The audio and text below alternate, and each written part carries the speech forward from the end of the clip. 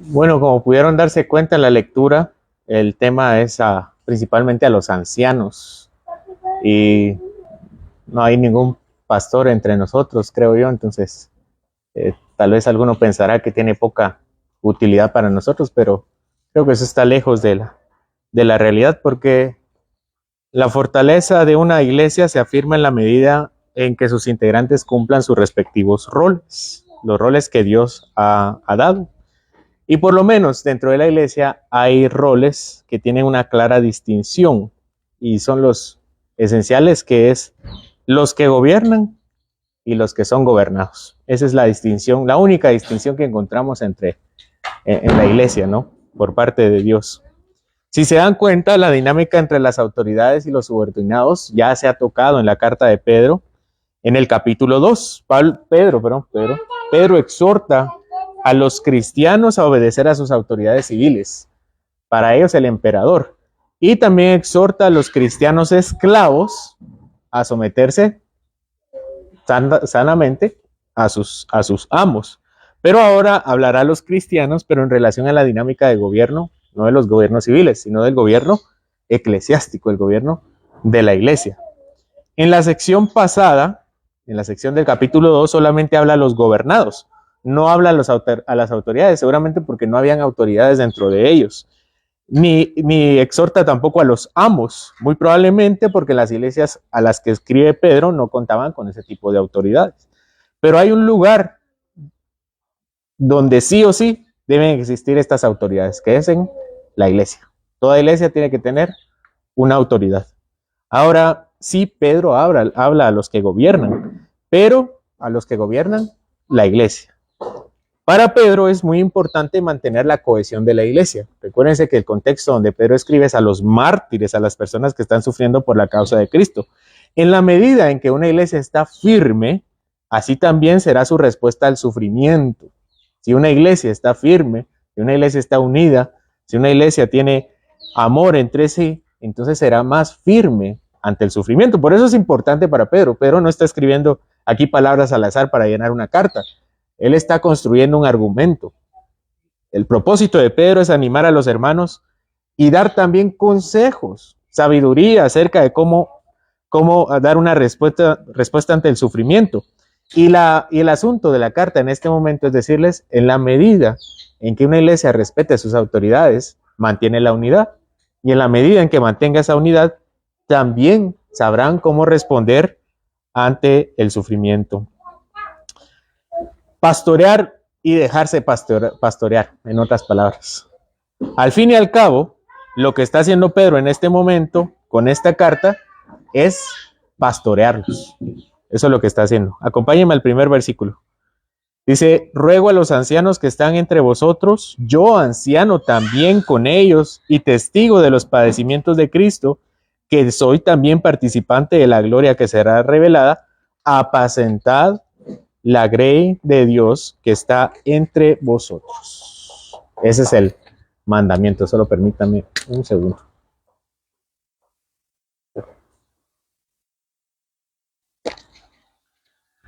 Como que va a llover, pero igual hay calor, ¿verdad?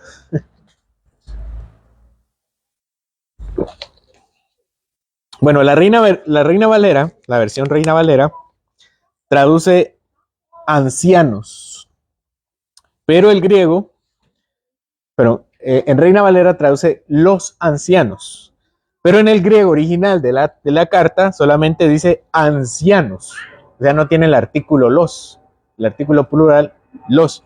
Esto significa que no está hablando a las personas que tienen edad avanzada en la iglesia. Está hablando a personas que tienen un título.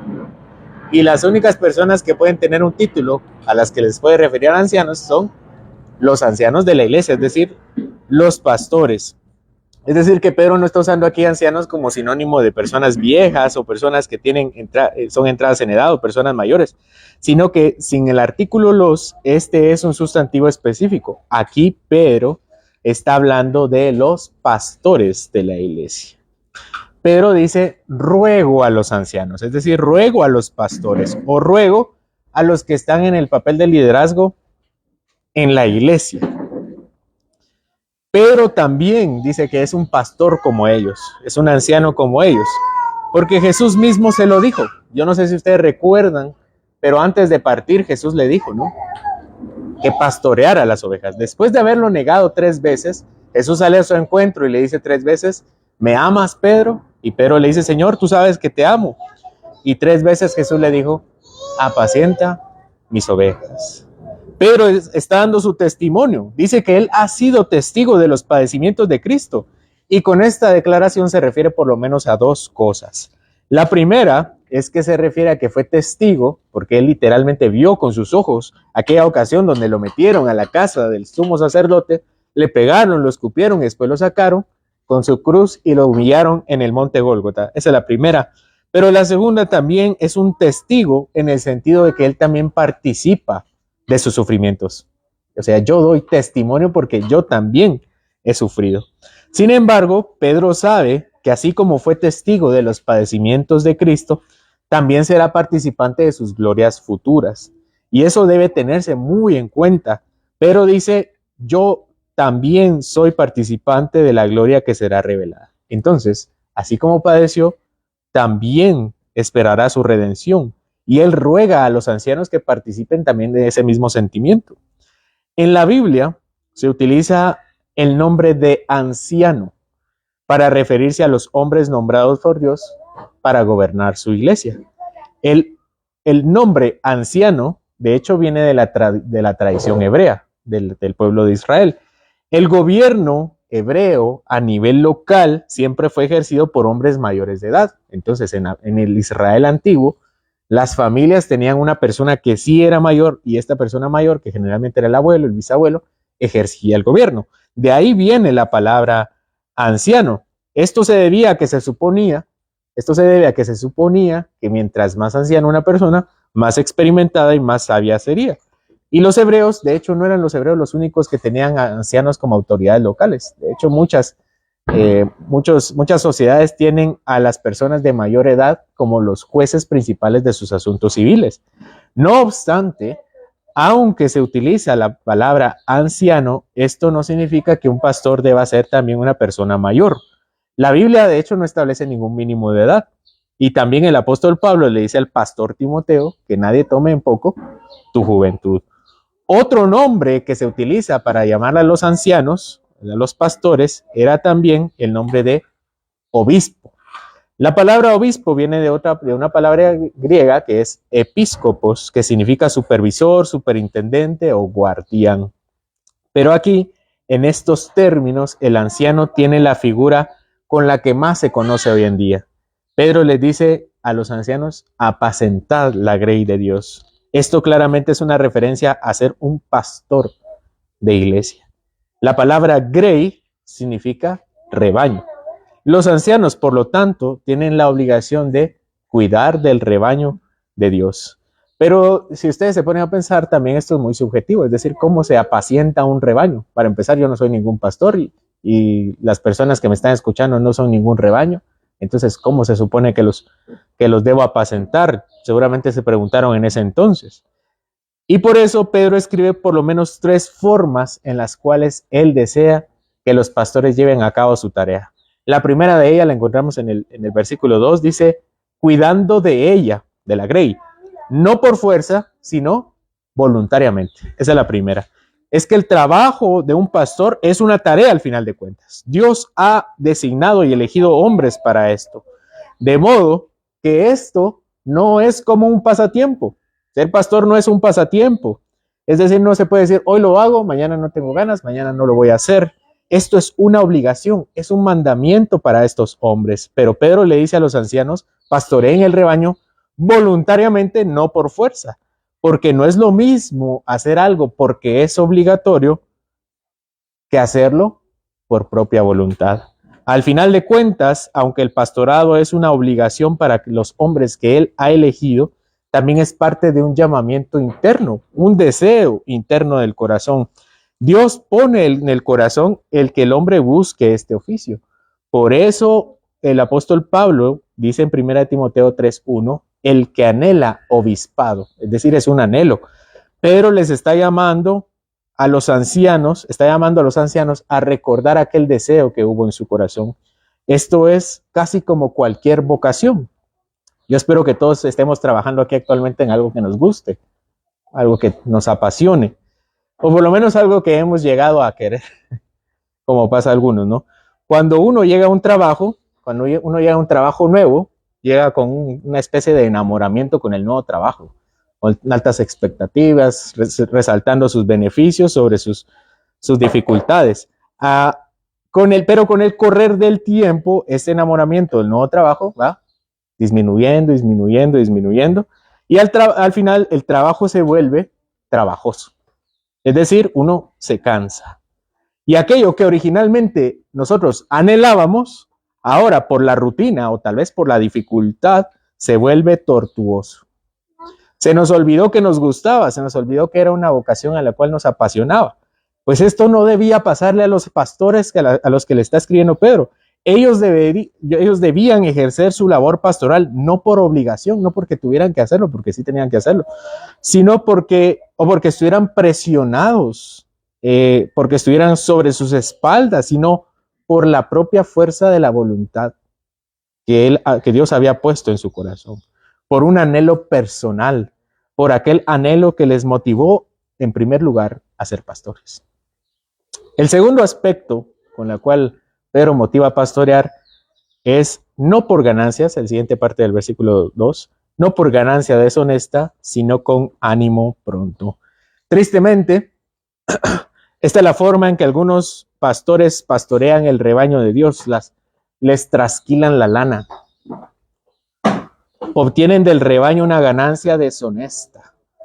Antes, y esto no es nuevo, antes, incluso en tiempos de persecución, o sea, si Pedro les está escribiendo a ellos sobre las ganancias deshonestas, es porque ya existía el problema, tal vez no entre las personas que estaban ahí, pero por lo menos era un problema a nivel general. También siempre fue un negocio la iglesia. Desde este tiempo los pastores se han aprovechado de los bienes de su grey por la avaricia. Pedro les escribe para que no caigan en la trampa del dinero fácil.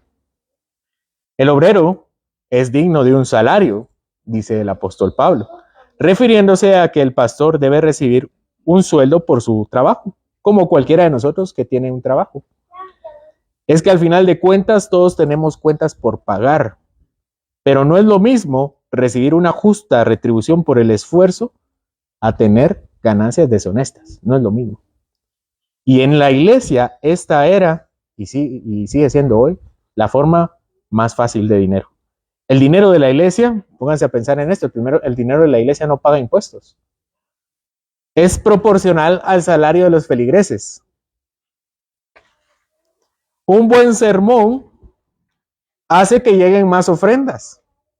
Hace falta que se pare alguien muy ávido para hablar, para motivarlos a dar y dar. O amenazar a quienes no ofrendan. O proporcionamos mejores métodos de pago para hacer fácil recibirlos. O recogemos 10 veces la ofrenda en el culto, ¿no? Y vamos a tener cultos por montones y todas las veces vamos a recoger las ofrendas. O pongamos un cajero, etcétera, etcétera, etcétera, etcétera. Hay cosas que son legítimas, otras que no. Otras que parecen buenas y son buenas tal vez y después se corrompen. Lo que Pedro propone aquí es que no lo hagan como dinero fácil o como dinero ilegítimo, sino con un ánimo pronto para atender el llamado de Dios. Dice, porque muchos, si no hay dinero, no trabajan. Si no me pagan tal cosa, entonces no lo hago.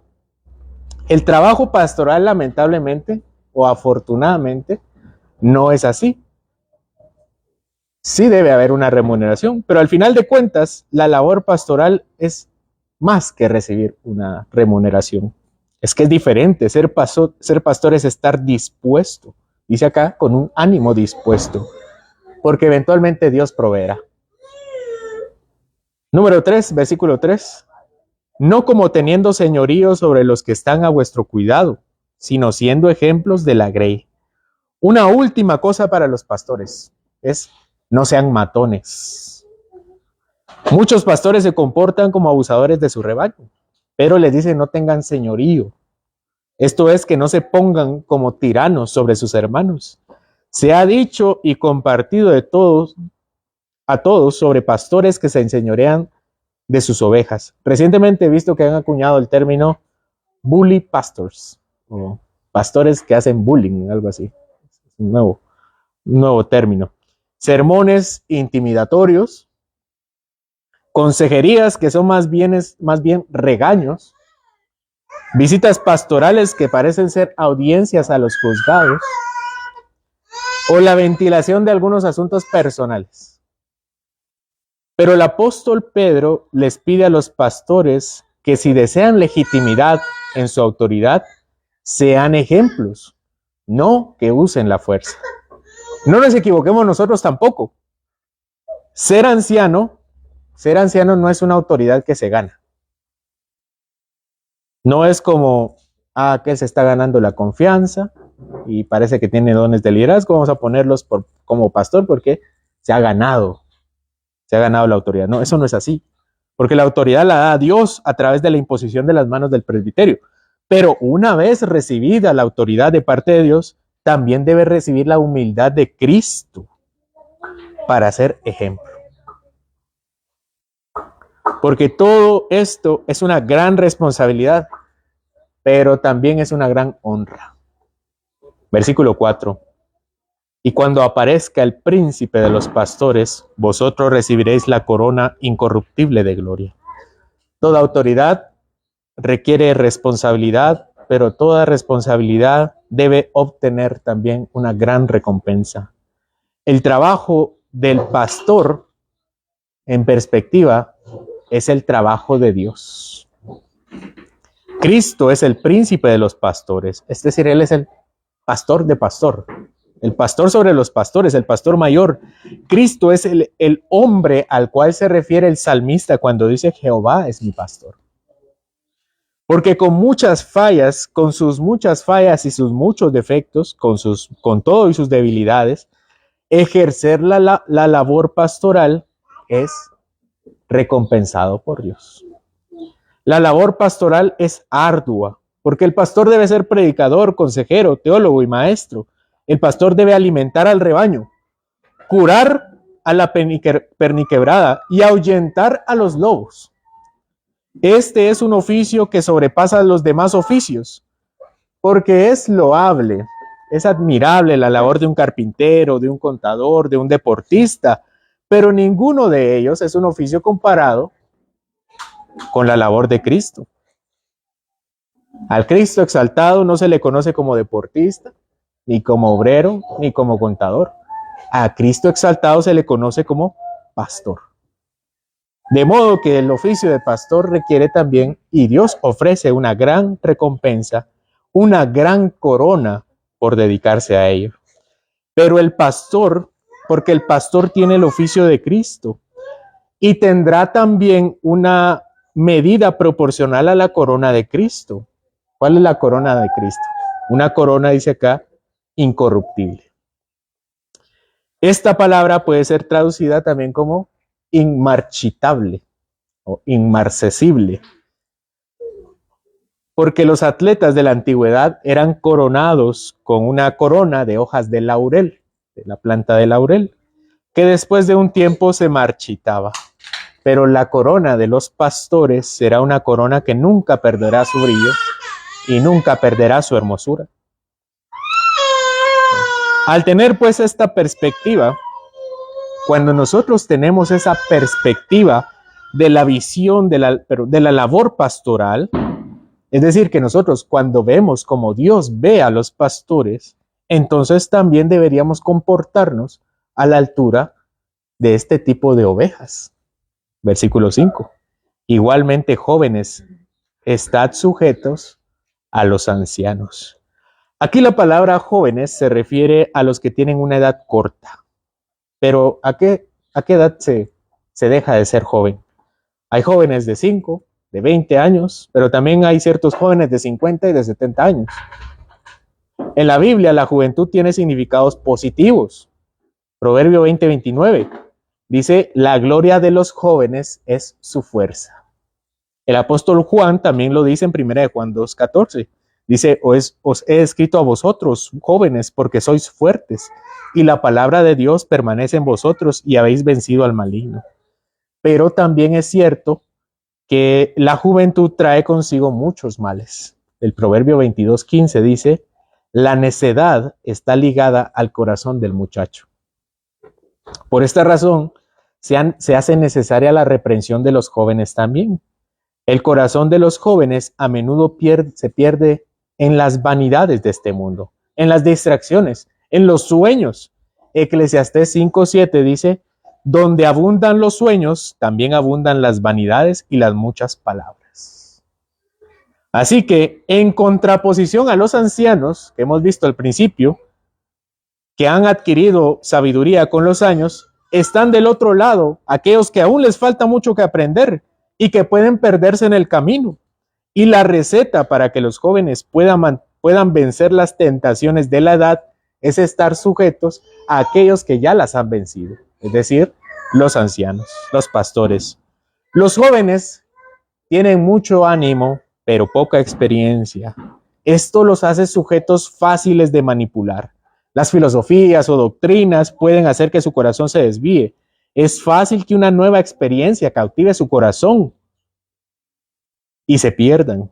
Así también pueden ser tal vez muy impulsivos, controlar poco sus palabras o tener reacciones arrebatadas. A lo cual para Dios da una fórmula para estos males. Jóvenes, estén sujetos a sus pastores. Por no decir que a otros que aunque ya han pasado la edad de la juventud, aún siguen comportándose como niños. Pero Pedro termina esta idea diciendo, seguimos la lectura, y todos sumisos unos a otros, revestidos de humildad, porque Dios resiste a los soberbios y da gracia a los humildes. En la primera parte de este texto hablamos sobre la sumisión eclesiástica oficial, es decir, la sumisión oficial de la iglesia. Hay dos roles en la iglesia, que es la autoridad, la que gobierna, y los gobernados, que son las ovejas.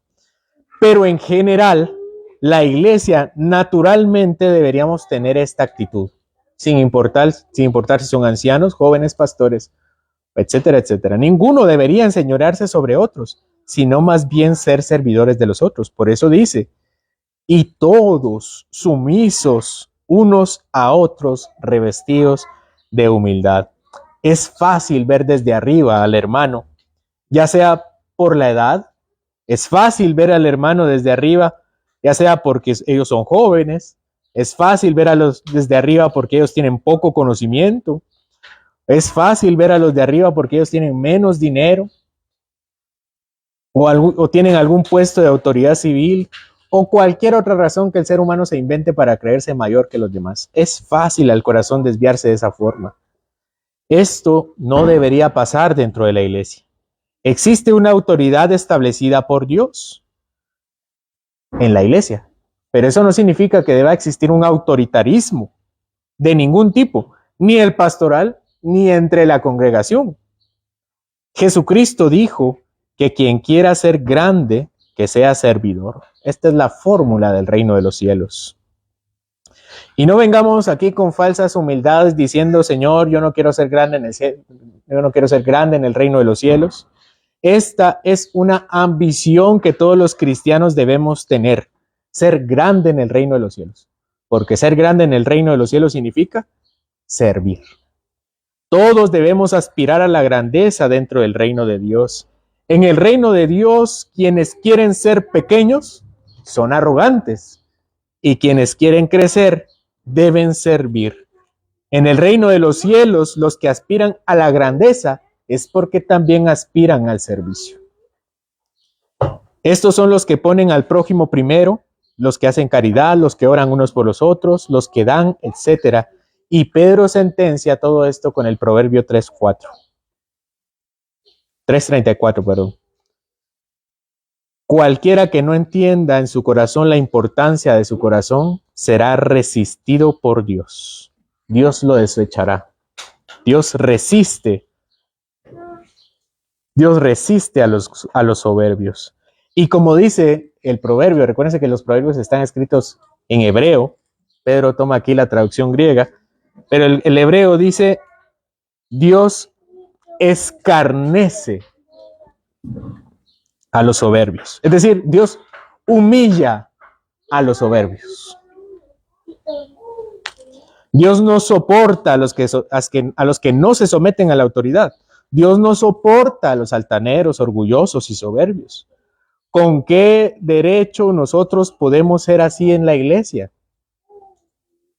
Nuestro Dios no es como aquellos dioses del Olimpo que usaban a los hombres como juguetes. Nuestro Dios vino al mundo como hombre, se humilló tomando nuestra naturaleza y tomando la peor muerte que en el tiempo pudimos pensar, y esto lo hizo por amor a nosotros. ¿Con qué derecho nosotros podemos querer enseñorearnos de los demás? Porque nuestro Cristo vino aquí a sanar las heridas de los heridos, a limpiar las inmundicias de los impuros, a liberar a los cautivos, dar vista a los ciegos, asegurar la paz de los atribulados y ofrecer vida eterna a los que no teníamos esperanza. Si Cristo, siendo Dios verdadero de Dios verdadero, no vino a ser servido, sino que Él lavó los pies de sus discípulos, ¿cómo nosotros nos atreveríamos a imponer nuestros deseos y caprichos a los demás? Porque todos tenemos la misma necesidad de Dios y hoy tenemos al mismo Salvador delante de nuestros ojos. Porque Dios humilla a los soberbios y da gracia a los humildes. En lo que respecta a Dios, solo hay dos tipos de personas y solo hay dos tipos de trato con ellas. Los humildes, que son como el publicano que golpea su pecho y pedía perdón y misericordia. Así que cualquiera que venga a Dios y pida una transformación y venga delante de los hombres, no considerándose mayor de ellos, él recibirá gracia. Pero también está aquel que se justifica, aquel que justifica cada acto que realiza y desea que el mundo y la iglesia se someta a su propia autoridad. Hermanos, sometámonos los unos a los otros considerando nuestras propias condiciones. Si ninguno de nosotros merecía nada y todo lo que recibimos fue por gracia, entonces no tenemos derecho de exigir nada, porque nada se nos dará excepto un duro juicio y un duro castigo.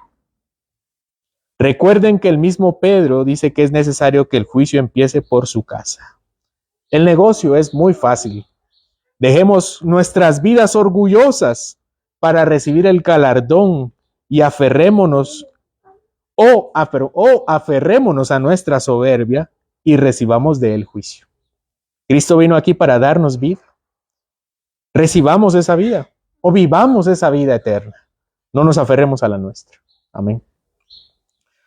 Señor, hemos recibido de tu palabra la justa dosis de gracia, Señor, para que llegue a nuestro corazón. Señor, tú sabes en qué parte no ha sido sometida a ti, donde hay todavía orgullo, soberbia, Señor, altanería, en qué aspecto de nuestra vida no estamos dispuestos a servir a nuestros hermanos o no deseamos someternos a las autoridades. Tú sabes, Señor, cuánta soberbia hay en nosotros, y aunque alguno lo niegue, todos tenemos una cuota, Señor, de pecado que está a la vista delante de ti. Te pido, Señor, que tú limpies de nosotros el pecado, nos sigas transformando, que nos ayudes a vivir esa vida eterna que ya nos has dado en Jesucristo. Y también, Señor, te pido que si alguien no ha recibido esa paz, pueda recibirla, Señor, para poder verte a ti como aquel soberano que vino a servir. Te pido, Señor, que tú también animes a los hermanos que están siendo humildes y están sufriendo por causa de ti, Señor. Te pido que tú les des ánimo y fuerzas, porque no hay humillación en quien es humilde, sino hay exaltación, Señor. Pon esa esperanza en su corazón y que también podamos cada uno de nosotros participar de ese mismo sentimiento. En el nombre de Jesucristo te lo pedimos. Amén.